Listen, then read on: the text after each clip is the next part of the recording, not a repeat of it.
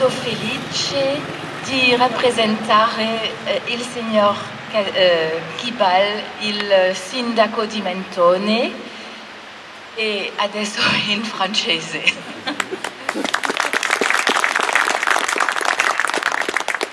Mesdames, Messieurs, quand je vous aurais dit que je suis née en Lorraine, à la frontière avec l'Allemagne, que ma grand-mère paternelle était allemande, quand je vous aurais dit que j'ai épousé un Mentonnais, dont les grands-parents étaient turinois, que j'ai vécu mon enfance et ma jeunesse à la frontière de l'Allemagne, et que depuis que je suis mariée, je vis à la frontière de l'Italie.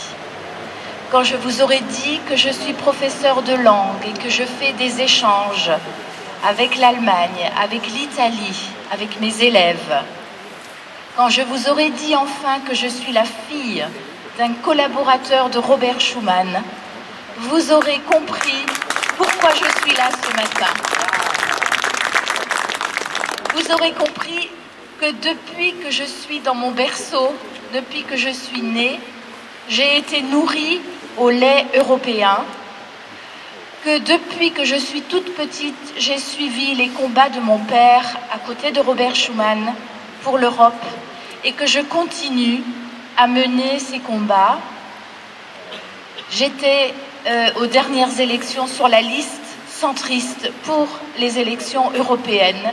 C'est vous dire si l'Europe est au cœur de toute ma vie et c'est dire si aujourd'hui je suis très fière de représenter Menton à vos côtés, aux côtés du mouvement fédéraliste européen.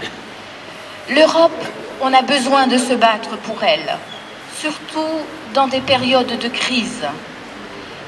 Elle est critiquée, elle est vilipendée. Chaque fois que quelque chose ne va pas, on dit « il y a trop d'Europe ».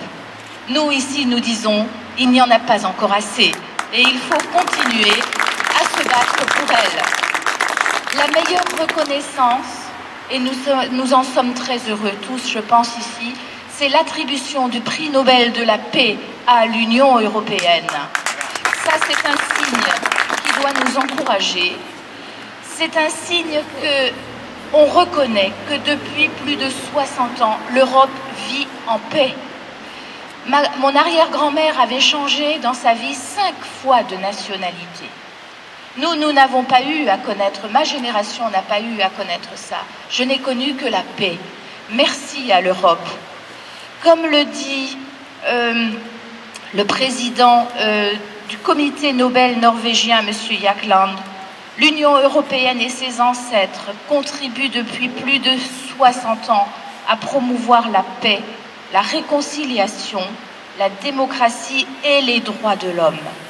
Les Européens sont parvenus à surmonter la guerre et les divisions pour former ensemble un continent de paix et de prospérité.